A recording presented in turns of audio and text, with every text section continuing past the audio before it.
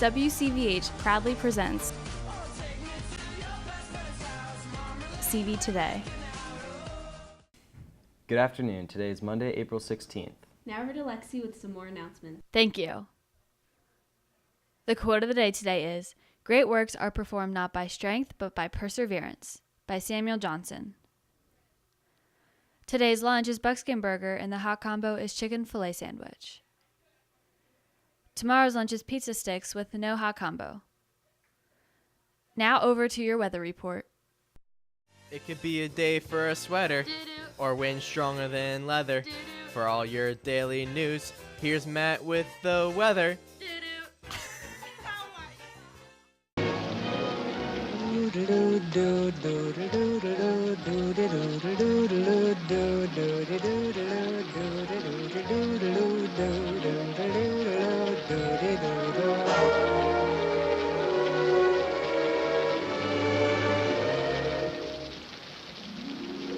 I'm singing in the rain, just singing in the rain. What a glorious feeling, I'm happy again. I'm laughing at clouds so dark up above. And the sun's in my heart and I'm ready for love. Currently it's 51 degrees with a high 58 and a low of 45. It's going to be cloudy and rainy all day. Same thing tomorrow with a high of 45 and a low of 31. It's also going to be cloudy and rainy, but all there really is. Now where the headline is. Singing in the rain.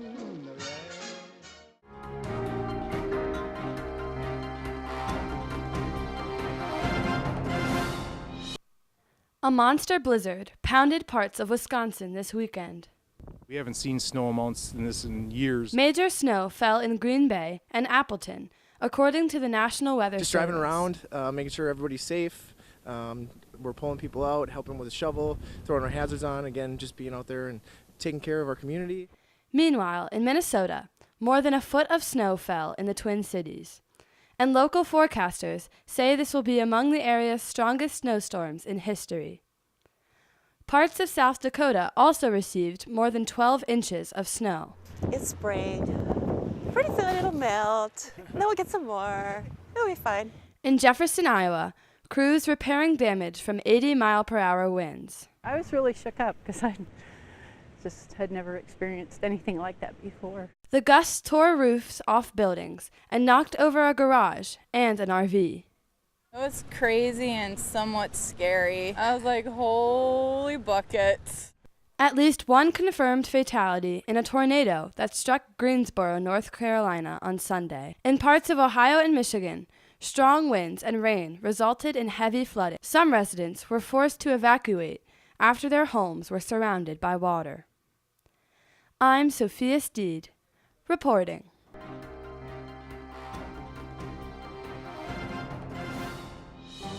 Attention all students taking the AP exam. There will be sessions to complete the answer sheet for all AP exams Tuesday, April 17th during Flex and Wednesday, April 18th during Block 2 in the mezzanine.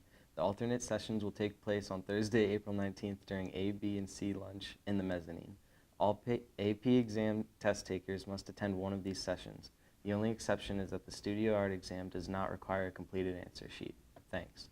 Attention all students. If you are interested in assisting with a student assistant program video, please see Dr. Fox or Mrs. Lopez at your earliest convenience. Attention all students that are taking honors science classes next year. If you have not received a honors science program form from your current science teacher, please stop by Dr. Daniker's office in the science wing. Now over to Money with Mead.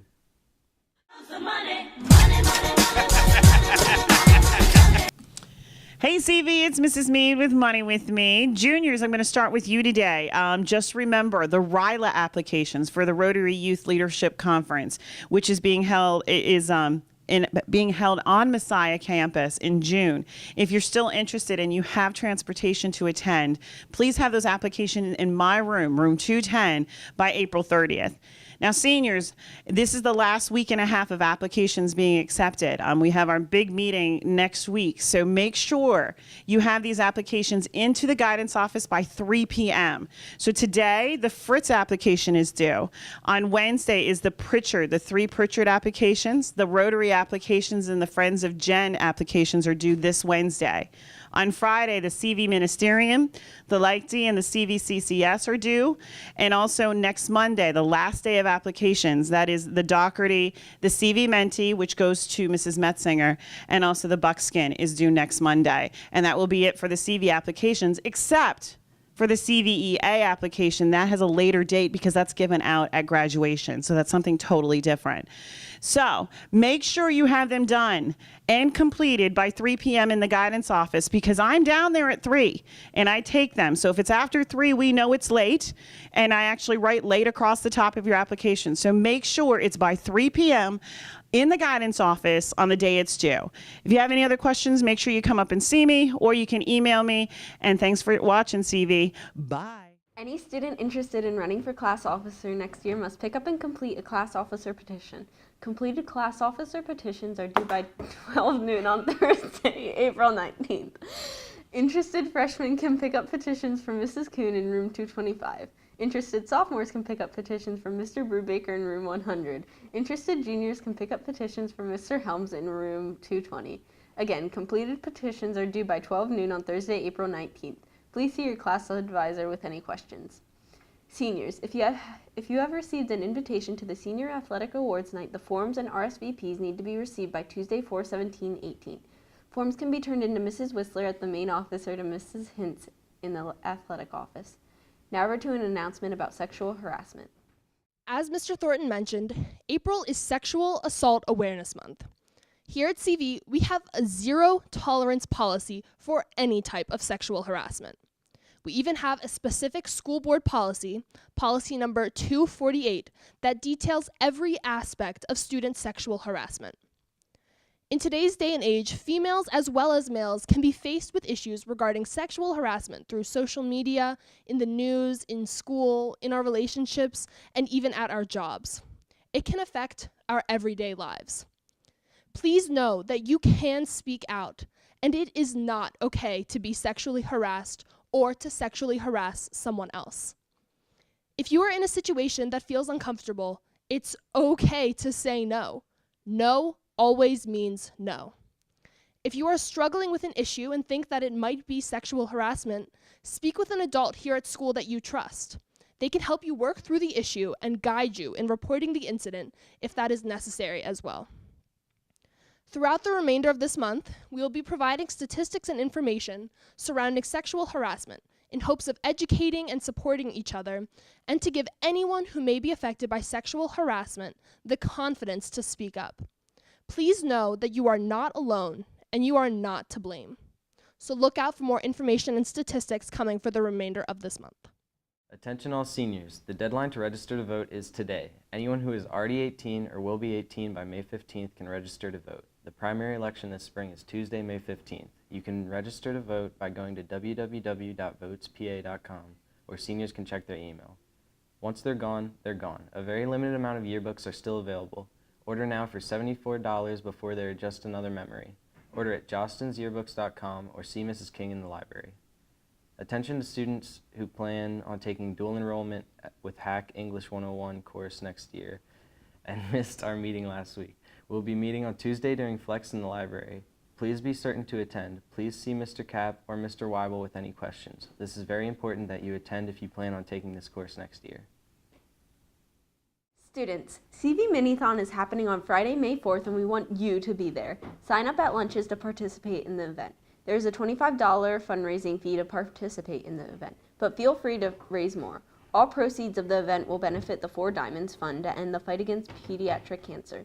See you at Minithon, and remember, it's for the kids. The National Art Honor Society is now accepting leadership and membership applications. Membership applications for artists in grades 11 and 12 can pick up applications outside Mr. Myers' classroom. Current members need not reapply for the 2018-2019 school year. If you are a current member and are interested in running for an officer position, please pick up an application outside of Mr. Myers' classroom. All leadership applications and membership applications are due by May 9th. Thanks. Now over to CV Sports.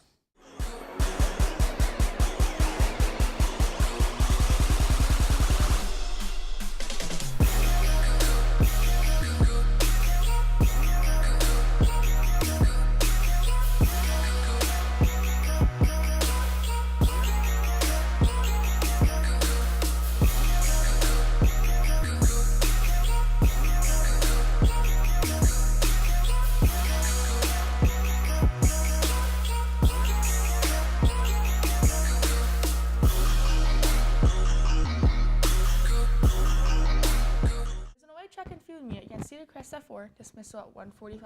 There's an away baseball game against Hempfield at 4:15, dismissal at 2:15. There's an away boys lacrosse game against Spring Grove at 6, dismissal at 2:15. There's a home boys tennis match against Penn Manor at 4. There's a home softball game against Hempfield at 4:15. There's a home girls lacrosse game against Spring Grove at 6. Come out and support the Bucks. Now over to sports highlights. And we're ready to play ball in Boston. Celtics control the tip. Bledsoe looking for Henson and lost the handle. Good help by Brown. Knocked it free. Tatum on the move. Tatum! Throw it down! Again, great defense by the Milwaukee Bucks. Parker's got a mismatch in the post if they can get it to him. Just one made field goal this quarter. There and it is. Henson sets up Parker beautifully. 7-0 run for Boston. Trying to add to it. Brown will fire. 10-0 run, Boston.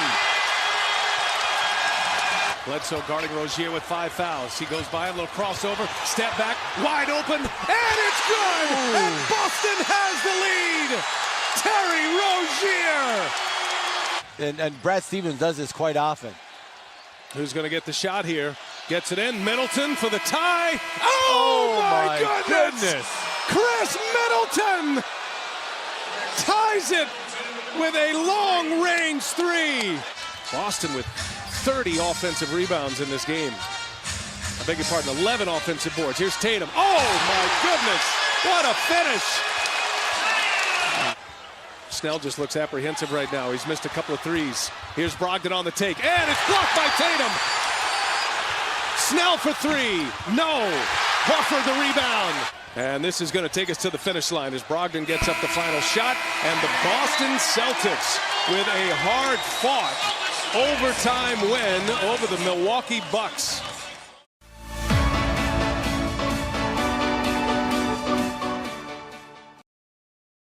That's all the announcements we have for you today. On behalf of WCVH, I'm Serena. Alongside Seth, and this is CV Today. Have a Monday. At this time, please stay tuned for today's Safety Week video.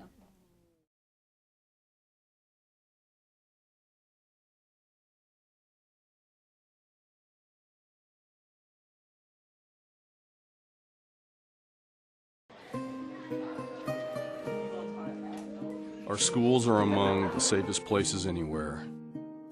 Children are safer in school than they are at home, at the mall, riding their bike, or driving in a car. But as safe as our school buildings are, we've all heard reports of violent attacks in places that no one dreamed would ever be in danger. Places like Columbine, Newtown, and Franklin Regional.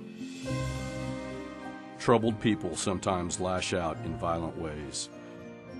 Sometimes there are warning signs, and sometimes they aren't noticed or taken seriously. The increased prevalence of guns in the home has made access to weapons much easier for children and youth. We need to be prepared for the worst to ensure students and staff members know how to protect themselves from harm.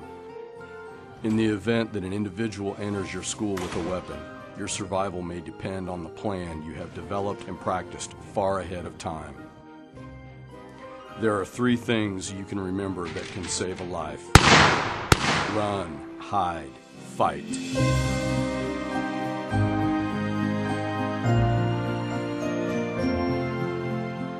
Please remember, if you see something, say something. If you hear another student talking about attacking a classmate or having a weapon at school, report it. At the first sign that there is an armed intruder in your building, your initial response should be to get to a safe place. Secondly, you should alert others and call 911. I think there's been a school shooting. To get out of harm's way needs to be your #1 priority. You then need to decide whether you will run, hide, or fight. If there is an escape path, you should attempt to evacuate. Students need to stay calm and move swiftly as they follow the teacher's instructions. Staff members should help students escape and prevent others from entering the area. Get out quickly, leaving personal belongings behind. The only exception is staff should take their cell phone and classroom go kit if possible.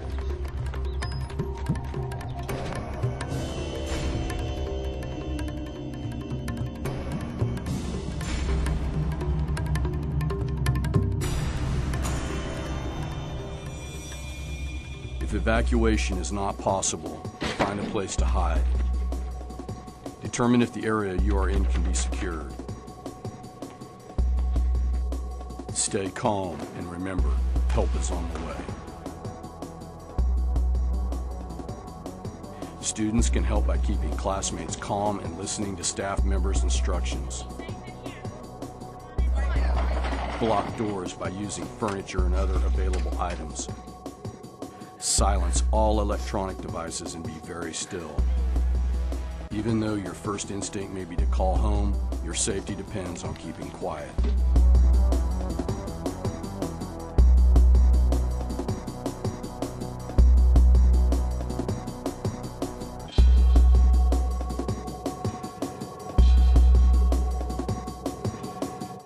As a last resort, if your lives are at risk, fight.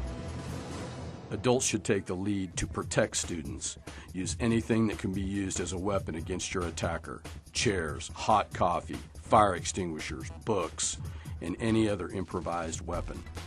Act aggressively and commit to your actions in order to disarm your attacker.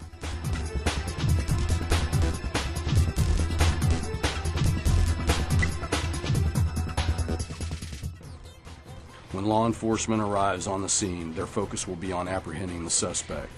Once that has been accomplished, medical staff will then enter the building and treat any injuries. Be aware of your environment and consider all options for exiting to safety. Always have an evacuation plan that staff and students are capable of following. In an incident like this, victims are generally chosen randomly. The event is unpredictable and may unfold quickly. The first law enforcement on the scene are not there to evacuate or help the injured. They are well trained and are there to stop the attacker.